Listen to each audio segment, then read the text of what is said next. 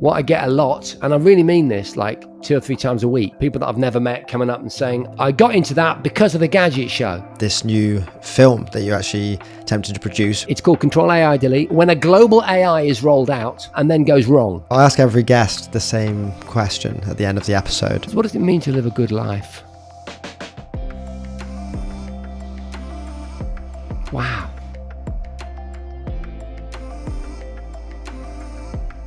Welcome back to the Human Podcast, where I delve into the minds of a wide range of individuals by asking about their lives, careers, and ideas. If you enjoy the show, please consider hitting the subscribe button below. Okay, so I'm joined today by Jason Bradbury, probably best known for being the longtime presenter of the popular British TV show, The Gadget Show. Jason, thanks so much for coming to speak today. Hi, Joe. Thanks for inviting me. So, Jason, a lot of people will remember when they were younger and they watched you present The Gadget Show. You were a host of that show for a 12-year period. What was that period like? It seemed like it was probably a pretty fun, exciting time. Oh, it was crazy, man. It was absolutely bananas. I went from just, obscurity to just being in front of, millions of people on the television show. And then actually, like 100,000 people at the NEC. And we used to do a live version of the Gadget Show called Gadget Show Live. And it was at the NEC. And we had all the kind of exhibitors that you'd expect at a big tech expo. But then we had this thing called the Super Theatre in the middle. And it had 6,000 seats in it. And we would do a live show 3 times a day. So that was like 18,000 people a day live. It was like being in a rock band. It was literally like being, on stage at Wembley or something. And it was a crazy, crazy experience. Flying all over the world, doing crazy things that you couldn't even do kind of if you're a millionaire. Because sometimes we'd get access to like the military, like we'd get in the back of a military transport and we'd chuck gadgets out to see if they break because maybe the manufacturer had said on the box that they were indestructible or whatever. Or we'd blow things up with dynamite. Or we'd put jet engines on a skateboard. I suppose you could probably put jet engines on a skateboard if you were wealthy. But you get what I mean? Like, it gave me access to incredible experiences, amazing people, meeting amazing people like you and on the street and, getting really enthusiastic responses from people about the stuff that we'd done. The one thing that people would always talk about is the Gadget Show competition. In fact, today, that's the one thing people still, say if I'm in line at the coffee shop or whatever, they'll go, God, that competition was mad. So yeah, it was a crazy experience. That's awesome. Yeah, I was actually speaking to my housemate about this, and the first thing he brought up was that amazing competition you have to have on each show. I remember I used to watch that and be pretty excited. Fortunately, never won, but it was fun. It was fun to just see all the gadgets appear one by one. Now it's kind of pretty normal. Like, there are other shows that do it, but then no one had done that before. It was definitely an original idea. In fact, the production company that made the Gadget Show, I believe, actually sold that idea on to other TV shows. It was that successful as a kind of revenue generating stream. What were some of the most amazing gadgets or technologies you ever came across and explored on the show? Any kind of memories of things that really kind of stood out and shocked you and wowed you? Well, it was the sort of beginnings of the resurgence of VR. So VR had been a concept that I was excited about in the 80s. I remember using the Virtual Boy from Nintendo and other. I can't remember, there was one at the Trocadero in Leicester Square. And it was like a kind of industrial, kind of arcade grade VR experience. I can't remember the name of it, Virtuality, I think it was called. And this was something that grew in the 80s and 90s. But the promise of VR had never really been realized until the first generation Oculus, and I got the first gen Oculus and we reviewed various forms of it on, in early series of the Gadget Show. That was a groundbreaking technology, something that now, I can show you, I've got multiple headsets here. Look, got loads of different headsets. I've had them all over the years. That was a technology that I experienced first in terms of the consumerization of virtual reality. and mixed reality. Throughout the Gadget Show, we played with, I remember when I first tried HTC Vive, and there was a painting program where you could paint in the air. And it absolutely blew my mind. And I first experienced that on stage at the NEC in the aforementioned Super Theatre. And because obviously I was doing so many different things, I was so busy, sometimes I'd get briefed on a piece of technology and almost minutes later I would be talking about it on camera. And that was one such instance, except I was being briefed by the representative from HTC on this Vive headset that I was then going to do a big demonstration of in the live theatre, right? So this would have been in the rehearsal, so a few days before we went live on stage. And I remember taking my credit card out and saying to the guy, because I'd known about it, the fact that it was taking pre-orders, and I just said, you've got to get me on the first batch. I've got to have this. And I don't know whether I was allowed to jump the queue or not. But I remember getting the Vive at home after Gadget Show Live, and my God, that was a revelation. It was incredible. It was so much better than the Oculus. I've probably had every generation of Oculus, which now, of course, is Quest 3. And we're now living in the world of Apple Vision Pro. So yeah, that technology, we can talk more about that if you want later, but that technology was one of them. And the other technology was things like the electrification of personal vehicles, right? So we went through hoverboards, as in the those sort of rubbish platforms that you stood front onto that everyone used to fall over and break their coccyx. From that up to kind of electric skateboards, and now, is it in here somewhere? Maybe. We arrive at the one wheel, we arrive at the one wheel, which is for me the most brilliant realization of the kind of Marty McFly-like experience. The one wheel with a central wheel, it's like a skateboard, you bomb around. I've had multiple versions of that. My latest one is the Pint X, which is their small one because I can carry it through London and stuff quite easily. And that's incredible. I ride that virtually every day, So, I mean, yes, thinking about technology today, imagine there was one of these giveaways now. What are a few items you think would be featured there? That is a really good question. No one's ever asked me that before. Every day, like I suggested earlier, complete strangers stop me on the street and they'll go, they normally say, is it you? That's a question they ask, which I think is quite a funny philosophical question. I'm like, I don't know. Is it? What is I? But I normally go, yeah. And hoping that they're not going to go, are you that bloke off the One Show? Or are you that bloke from Crystal Maze? So I'd definitely put an electric bike in there. There's a brand called Cinch that I love.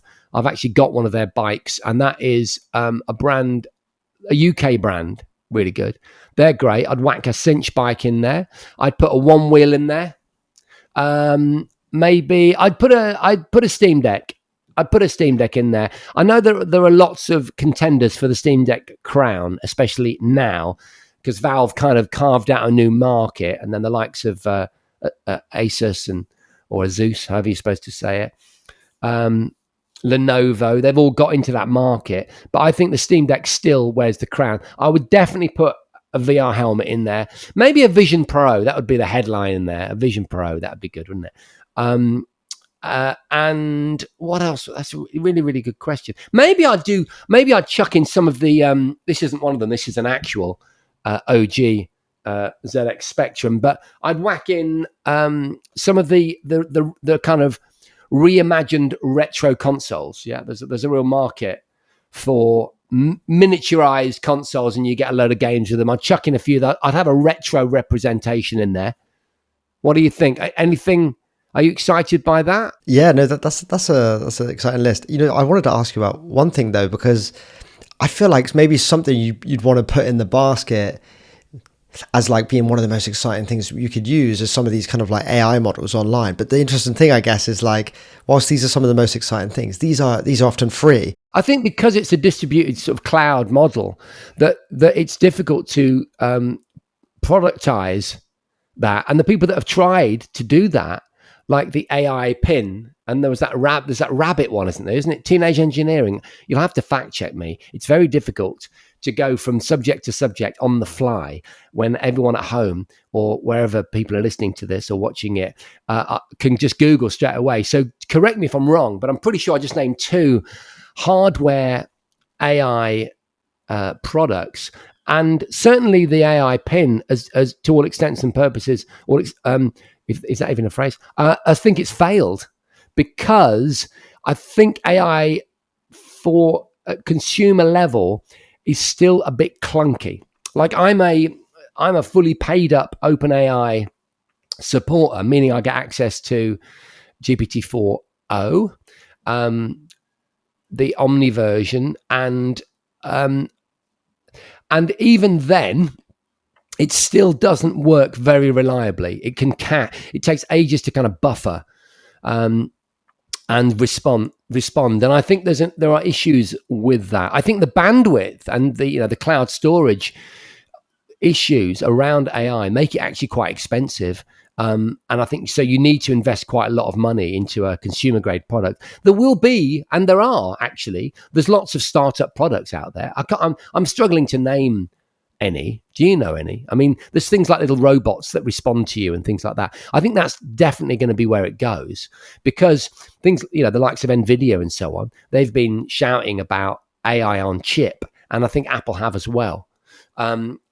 Because obviously the aforementioned cloud issue is problematic because it relies on your connection to the cloud. So if you're walking around with something, where I live in Cornwall, that's a problem. AI on chip means you can localize some of those, some of that machine learning.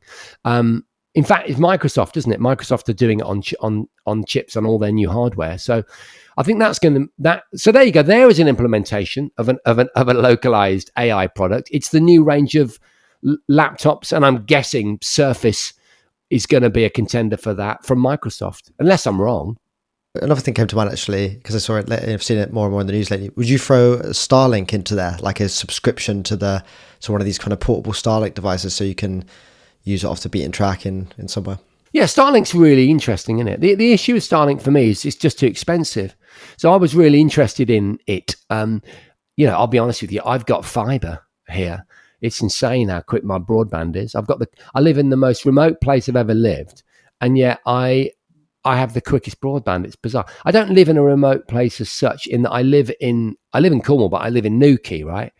But we're cut off from the rest of the UK, and yet, having lived in London and up north somewhere, this is the best broadband I've ever had. But I would have got Starlink just to play with it, just to experiment with it. I've also got a camper van, so that'd be quite cool, wouldn't it? Aside from the cost of it, though, I think it's a great technology. I think that would be a good one to pop into the fictional,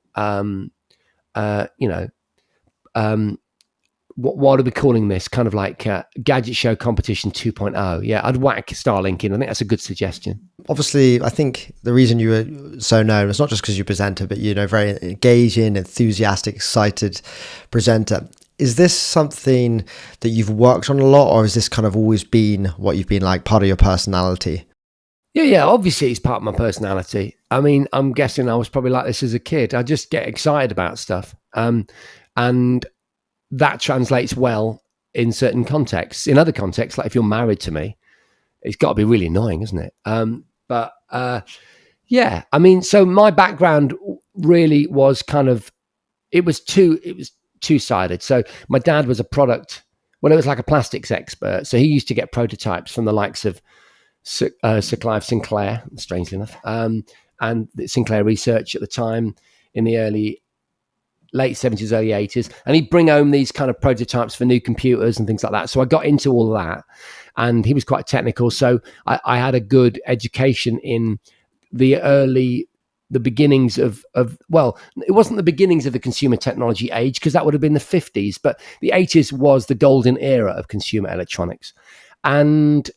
But I was also on the other side. I was into performing. I wanted to be a comedian. I used to write things. So I ended up doing a theatre and film degree at Bristol University, where I befriended a young David Williams, as he was known then. Other people know him now as David Walliams. And we were in a double act.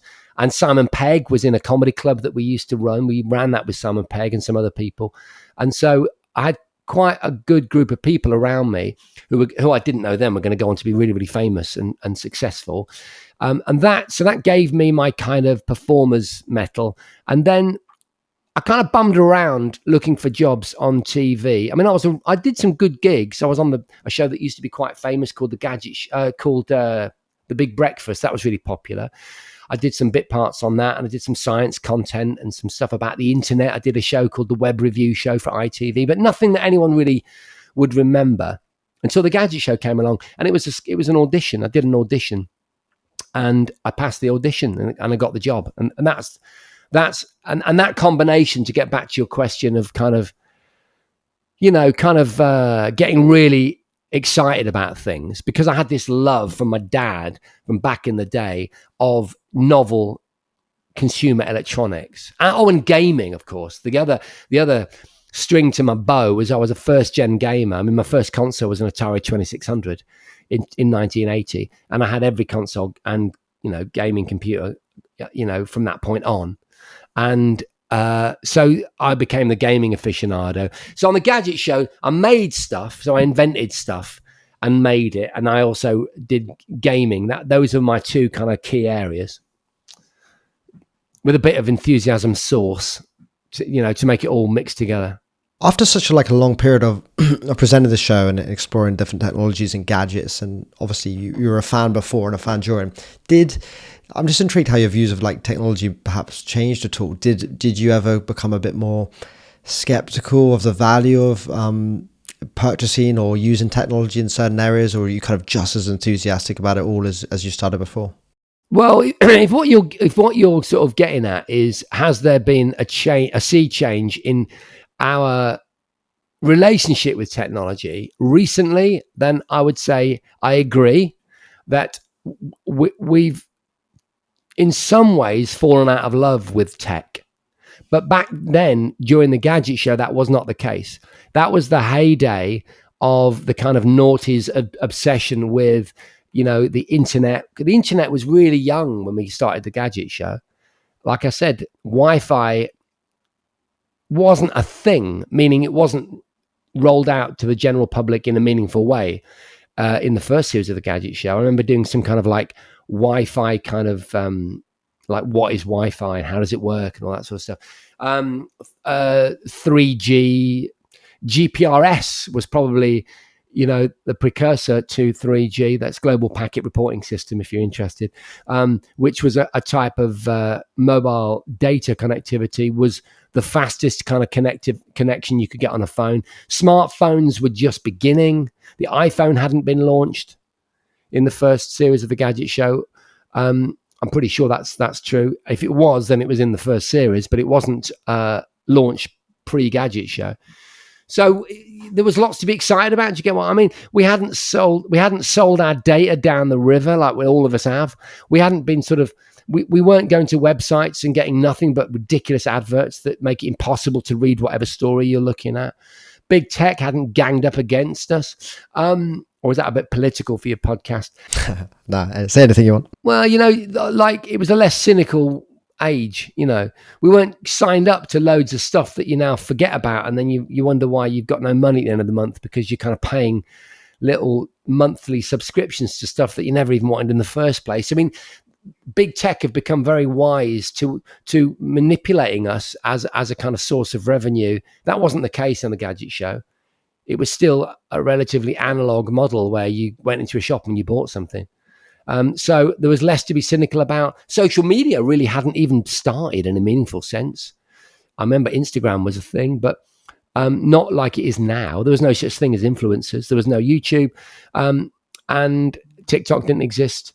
So that kind of oversaturation of our lives, and certainly the oversaturation of young people, like my kids, with constant content, and what that does to a growing mind, which makes us all feel a bit cynical of technology now, which is what I think you were referencing. That hadn't happened either. So we were a bit loved up. We were still in love with tech when we did the Gadget Show. I definitely owe a big part of my interest in technology to the Gadget Show, not only because it was great, but also because I feel like I didn't really remember anything else being that devoted to it. It felt like the main thing that I could see on TV to help me kind of understand it. Have you had a lot of people over the years telling you a similar thing? Like, do you think it was an important show to kind of really help the public understand technology? Yeah, because now people that watched it as kids are adults in the workplace. What I get a lot, and I really mean this, like 2 or 3 times a week, is people that I've never met coming up and saying, they say I'm a programmer, or I work in IT, or I'm a science teacher, and I'm doing it partly. I mean, this sounds so. I don't know. This sounds vain. It's just a statement of fact. Like, this happens to me, rightly or wrongly. They say to me, I got into that because of the Gadget Show, and so that's a huge compliment, isn't it? If that show was able to inspire people, then it's brilliant. But of course, it wasn't just me. It was I was one of the hosts, but there was an amazing team of people that were really good at editorial. A lot of ex-Top Gear people, as it happens, who'd sort of started their careers on Top Gear, then moved across to the production company that at the time were making an alternative to Top Gear called Fifth Gear, and that's the company that made the Gadget Show. So I was getting handed all these amazing ideas from these brilliant people. In fact, being on the show was something of an education in terms of how to editorialize tech. So it's those people really that deserve the credit.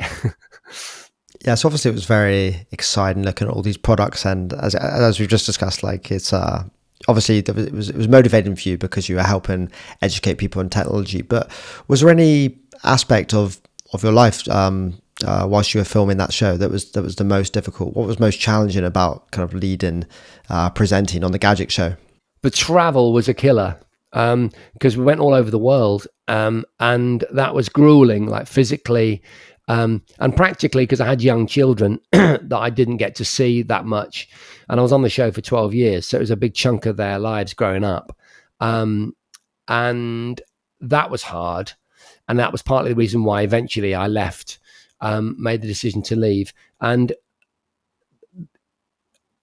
I think that's it, really. I mean, also becoming famous is quite a weird one. It's cool. It's really exciting and fun.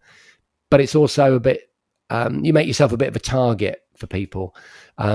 People feel, I don't know, I think maybe because some celebs mouth off a bit, and I'm definitely guilty of having done that at times, like giving your political opinion, things like that. It's probably not the best idea. I think I did that 10 minutes ago. And then quite rightly, people have an opinion on that. But people seem to be a bit harsh to celebs. But then a lot of, you get a lot in that deal. It's life changing. Obviously, it's a well paid job. You get to do incredible stuff. So fair enough. But it doesn't mean I didn't find it difficult, because I did. That's just a truthful answer, But then I feel like I kind of get the best of it, really. What I mean is, people are generally really nice to me. 99% of the time, they're really sweet and enthusiastic, and it's an amazing thing, and I feel hugely privileged. But once in a while, someone will say something mean, on social media, and I maybe it's me, but maybe I'm too sensitive. But it always hurts your feelings, but that's just part of the deal, isn't it? Yeah, unfortunately, seems to be. How do you think that show changed you as a person? Wow, these are really deep questions, man. I don't know, I suppose, well, I suppose if it did, it changed my lifestyle, because, I mean, obviously I made quite a lot of money doing it that I definitely didn't have beforehand. I mean, I was skint when I did the audition for the Gadget Show, and it enabled me to buy a house and to do cool things like, again, that you'd never normally get access to. So there's a whole kind of PR marketing world that you get invited into when you're on the television and when you've got kids. So we'd do things like, we'd get invited to the opening of Harry Potter World, or we'd get invited to a red carpet event in Leicester Square to go and see a new movie. And those invitations generally come with, you get like a party bag, and you get some like the poster for the movie, and some like toys for the kids. And do you know what I mean? Like, it's amazing. I mean, I don't think I've ever paid to go to Disneyland. I got invited there about 3 or 4 times. Actually, it's not true. We did pay to go to Disneyland last summer, actually, for my daughter. But when I was on the show, you get invited to these amazing things. And then cool things like abroad, like you'll get invited by a brand that wants to showcase their new technology. And so it's a kind of all expenses paid trip to South Korea. These are things I could never afford to do. I could never have afforded to do before the Gadget Show. And they're the things that I was privileged enough to experience, during that amazing period. And you guys have kind of come back in a sense now in one respect, which is you've now started the Gadget Show podcast. Yeah, that's great. So I've not done anything, I guess, for about 7 years since I left the Gadget Show. And I left the Gadget Show just because I'd kind of done everything I wanted to do, and I wanted to spend time with the kids, and it was amicable and quite straightforward. But nevertheless, I didn't really want to go back, and I didn't want to go back to television, because television can be quite a cynical place. I wanted to just be part of the kind of new kind of citizen journalism, the idea of doing my own kind of content. They call it content creator, don't they? That's the kind of standard phrase. And I wanted that freedom. But when I got the call, it was sufficiently far enough away from leaving for me to go, do you know what? I wouldn't mind that. And the fact that Susie's in the seat next to me was a winner.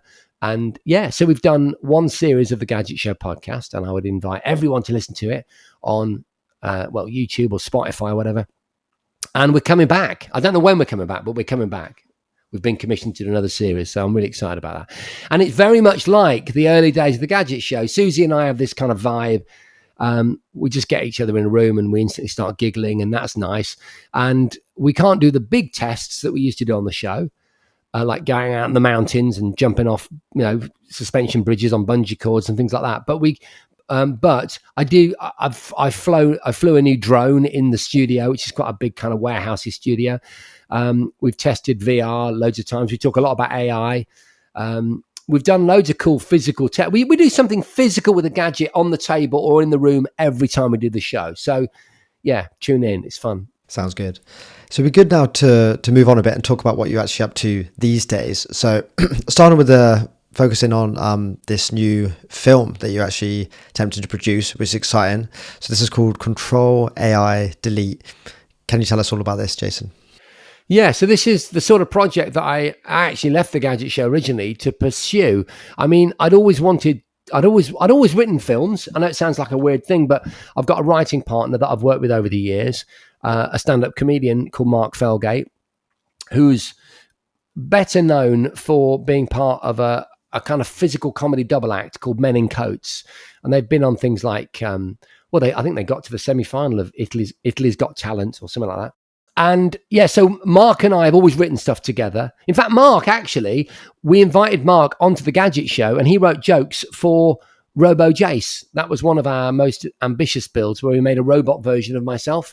And the joke was, can we get rid of Jason and replace him with a robot? The answer, luckily, was no, because it was terrible. Like the chatbot software that we used was awful.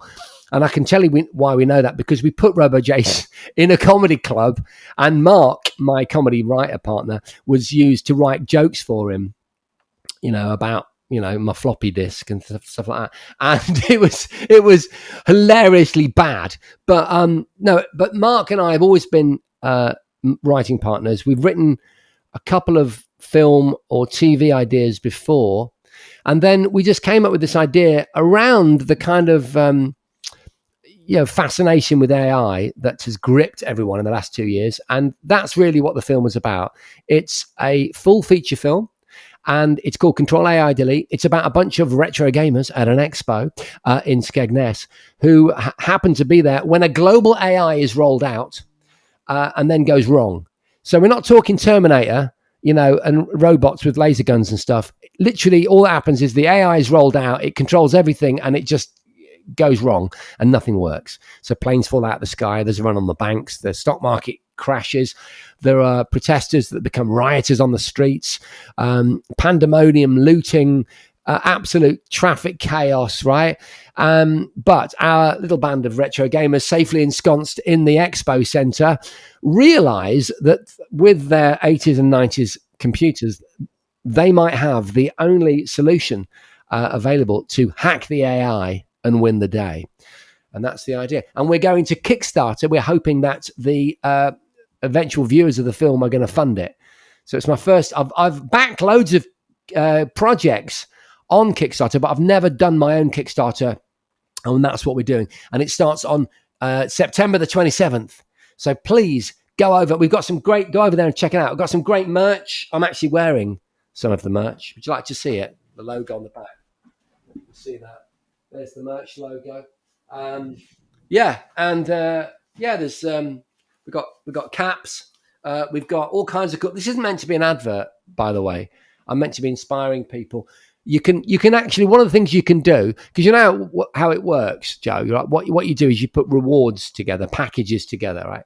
So items like hoodies or a clapperboard as used on set, signed by the cast and crew, things like that, or props from the movie.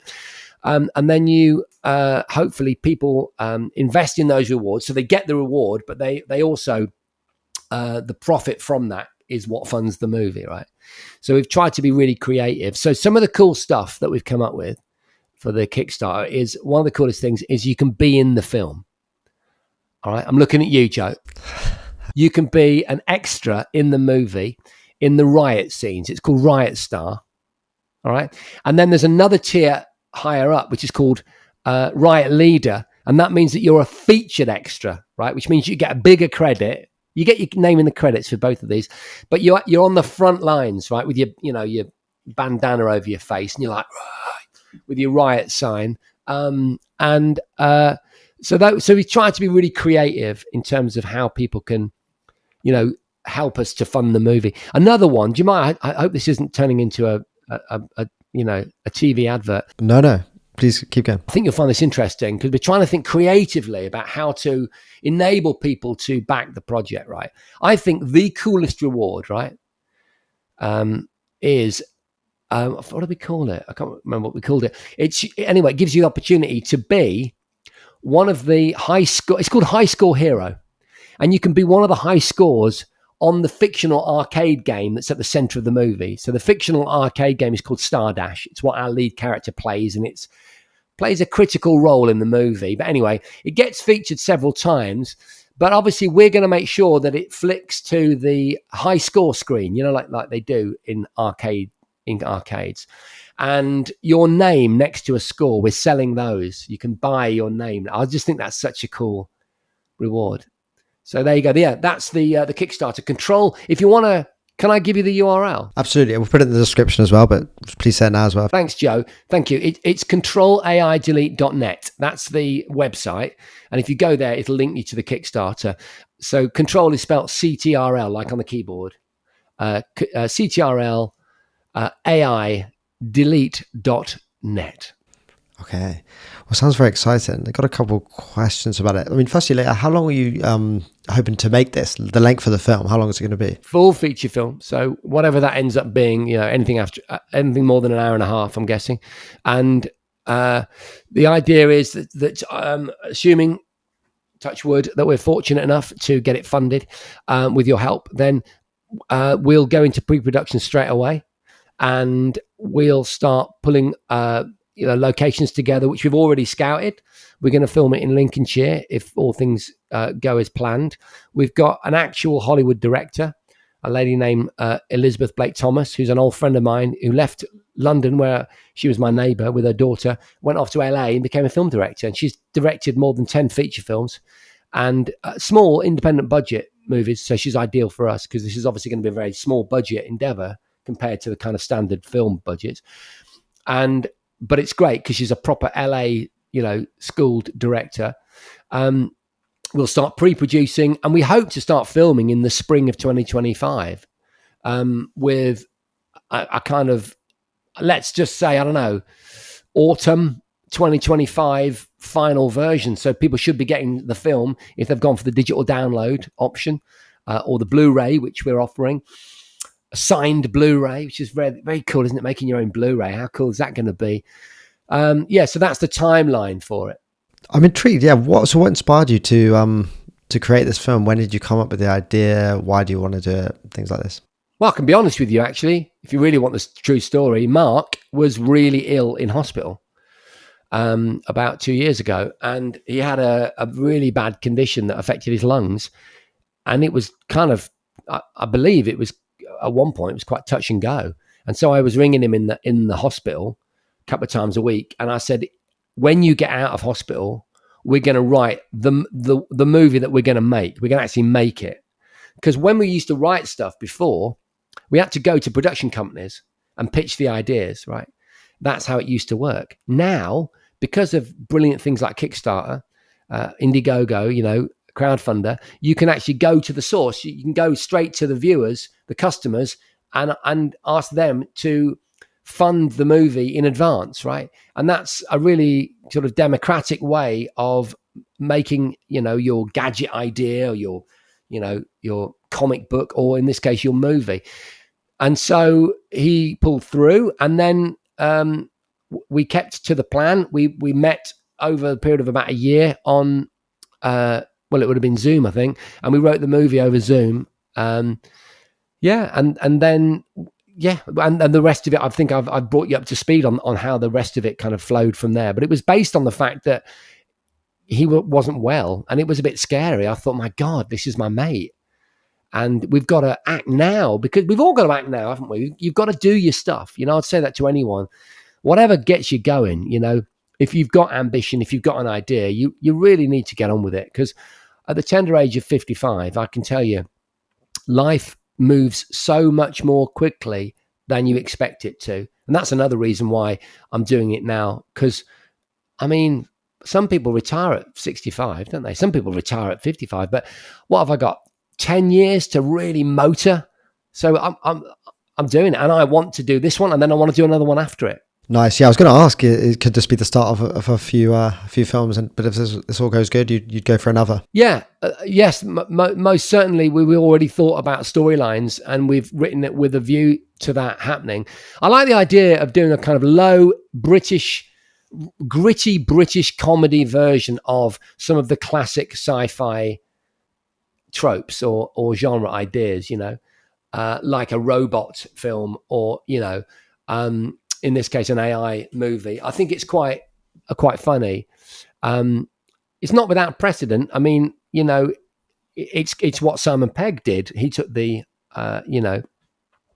he took the zombie genre, didn't he? And he kind of just made it in a very British way, and a very grassroots, raw British way, which was just inherently funnier than throwing a Hollywood kind of the classic Hollywood narrative approach at it. So yeah, fingers crossed. Would you say it's more kind of just pure for the fun, for entertainment, or at the same time are you trying to convey a bit of a message to people about the future of robotics and AI? Definitely. We're not being preachy, but yeah, we're definitely grabbing the kind of zeitgeist. The AI zeitgeist. What is AI? What the hell are we doing? Oh my God. Is anyone in control of this? Why does this gadget not work? Why does my Windows computer keep, crashing? Why does I've not got anything against Microsoft, by the way. But I'm just trying to think of the stuff that happens. Like why does nothing really work that well? Or why am I getting such a bad experience from this technology? What if the power gets turned off? We're at a kind of interesting point in our technological evolution. Technology is now so endemic to everything we do. It's so completely, wired into every aspect of our lives. It does raise the question: what happens if someone turns the switch off, right? And that's what the film is about. And obviously, what happens is a group of very unlikely heroes, geeky gamers that are on the kind of peripherals of normal society, come up with a plan. And that's why it's funny, because you don't expect it to be those people that solve a global problem. So that's that's kind of the hook, I think. Yeah, and it very much is a statement about the vulnerable position we seem to have put ourselves in. It was great to hear about that film. I just want to now finish with like a couple final questions about yourself, Jason. So I'm intrigued. Yeah, outside of this new film you're working on, what other kind of work are you up to these days? I know you kind of do talks for organizations. I'll tell you something funny. What I do, Joe, for a living is I talk about AI. and generally the message that, and it's at sort of tech corporate events. So I'm a keynote speaker. That's what I do. And, imagine like TED, if most people have seen a TED talk, it's like that, but the big events for, all kinds of brands, BMW, Vodafone, Microsoft, might be a group of lawyers or a marketing conference. And obviously I used to talk about all kinds of, transformative technologies, using a concept that I call the 1,000-year decade, which posits that we're going to see 1,000 years of growth in the next 10 years because of the exponential nature of everything. And I still do that, but obviously AI has become the big headline issue that most companies want to understand, right? The lawyers want to understand how is it going to affect law, and marketeers want to understand what areas of AI should we be focusing on and what investments should we make. And I help people in a general sense to understand what AI is and where it's likely to go. So I use the past, the present, and the future to map out our technological journey, right? And I'm very enthusiastic about it. I'm really excited about AI. I love using, all the kind of natural language engines, and I think they're really fascinating. And if you work on your own or in a small team, they're a really cost-effective source, of ideas generation, right? But obviously there are also issues. There are problems. There are some big problems down the line when we look at kind of like the kind of march towards super intelligence, like the almost instant creation of new weapons or biological agents. So that they're the big philosophical questions that we need to ask ourselves. But there are also some more, I don't know, kind of everyday concerns around jobs and around, I think it was the World Economic Forum predicted that 25% of all jobs are going to be disrupted in some way by AI in the next 5 years. Well, that's quite a scary statistic, right? And people want to understand that. But my approach, as you mentioned earlier, being the enthusiastic one on the Gadget Show, it is to look at what's exciting about AI and look to understand it and utilize it. Although people always come in the Q&A at the end, they always come with the big questions about explosive superintelligence. Yeah, I'm guessing a lot of these kind of talks that you give to companies, organizations are in London or other cities like this. I'm intrigued. I'm not sure where you lived before, but what inspired you to move down to Cornwall? Is it connected to any hobbies you have? Do you surf? So basically, it's just the yin and yang thing, isn't it? It's like I'm doing these big conferences. I was doing the telly stuff.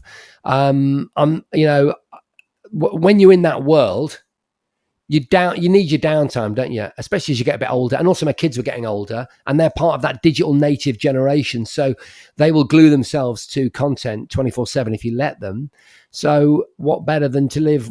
I mean, if I open that door, I can see the ocean. I'll have to stand up on my tiptoes, but I can. And I could walk to it with my surfboard in my hand in 5 minutes. And there's about another 4 beaches that are 10 or 15 minutes walk from my house. That's why we're here. Mountain biking, one-wheeling on the beach, surfing, scuba diving, all of that stuff, man. That's what's great about living on the Southwest Peninsula. And you've talked a bit about getting older, at 55. Like, how do you think the next 20 years of your life or so may change and perhaps, as you said, significantly change given what's happening in tech and AI? Well, one of the areas I'm really interested in part based on the fact that my wife is a nutritional therapist, so she's kind of like a food scientist, really, it is how health is moving forward. And that's an area that I talk about in my talks. I talk about, how we're using technology to monitor our health. And I talk about some bonkers concepts like 3D food printers, which is quite an interesting idea. The idea of printing sort of nutritionally targeted food, which sounds crazy, feels a bit Star Trek, until you realize that actually trying to get various nutrients or specific needs that, let's say, a child has into them in a way that is fun and that they're going to put in their mouth and not get all, upset about. Actually printing out a little starfish with a smiley face that happens to have whatever it is that you need to give the child is actually a really, really good idea. And although it's a great, I talk about this because it's problematic. So if you're listening to this thinking, what? That's the idea, is it's to stimulate conversation at the events that I do. More generally, I'm interested in any tech, like the rings that are coming out that can monitor your sleep patterns, the Apple Watches and all the contenders for Apple Watch's crown. I love all that insight. The more insight, the better. I'm really health conscious. I use all kinds of cool tech to work out and to keep fit. I'm really focused on fitness, Joe, and that's because as I get older, that's become a thing for me. If I don't work out, I start to feel achy and slow. And I've got a cool gadget, actually, Joe, that you might want to look up. It's called the Vitruvian. And it's like a slab that slides under the sofa. I pull it out, and it's like a resistance training thing. It's like having a gym that uses, I think it's some form of sort of electromagnetic resistance. But you effectively have barbells and overhead rack things, but it all comes from the floor. It's kind of a weird concept. So I use a lot of that. I use a lot of technology to stay fit. But my answer to your question really is that I think I will be more focused around health and fitness as I move into, the next decade. I guess then you're someone who's probably pretty interested in these even more kind of radical approaches to kind of longevity and life extension. You've got people trying to kind of cure aging. Are you someone who would pop a pill to live hundreds of years if you could? If the pill was relatively natural in origin, I'm not a big fan of pharmaceutical solutions. Obviously, they're very necessary in certain situations, but touch wood, not for me at the moment. I use targeted nutrition based on blood tests, saliva, stool analysis that my wife does through labs with her clients, but often I'm the test subject for those things. So I've got an understanding of my key kind of inflammatory markers, if that means anything to anyone listening and watching. I'm aware that, I've got a dairy sensitivity. Gluten's not good for me. My mom's a celiac. I've got all the lab tests that show, why I've got a propensity towards asthma and sort of various, you did ask, Joe, so I'm giving you the details. Various sensitivities, and I eat with that in mind. I eat accordingly.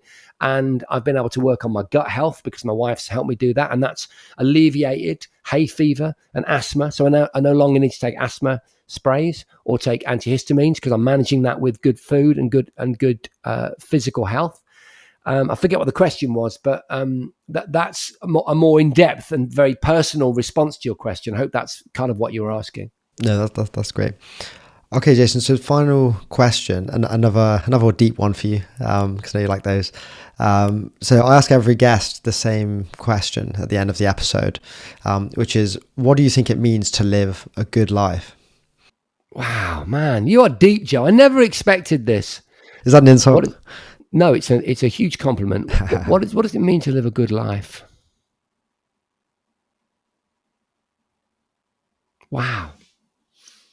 Well, I think from a subjective perspective, you need to find what makes you happy and pursue it, which is not as easy as it sounds because we're constantly dogged by modern problems like paying the mortgage, remaining employed, keeping your relationships together. These are tricky things.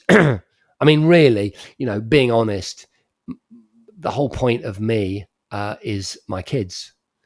That's really the point. And I do, to a certain extent, live vicariously through them. And I love watching them grow and flourish. And they're really good people. They're really moral people. To live a good life. But then that's not for everyone. So it can't be the only answer to that question because some people don't want to have children. And in that sense, isn't it about empowering other people and maybe connecting with people? And maybe to bring it full circle, isn't that what's so special about having been on a show that people loved? People didn't just like the Gadget Show, they loved it. And I get to connect with a little bit of that love every time I meet someone in the coffee shop or whatever. So I know it's a very floppy answer, but my goodness, what a difficult question. Well, I think you answered it great, Jason. And yeah, thanks so much for sharing everything with us today. It's been fascinating, and wishing you all the best of luck with the film. We'll put some details in it below the video. So thanks so much. Oh, Joe, thanks, man. I appreciate it. Thank you.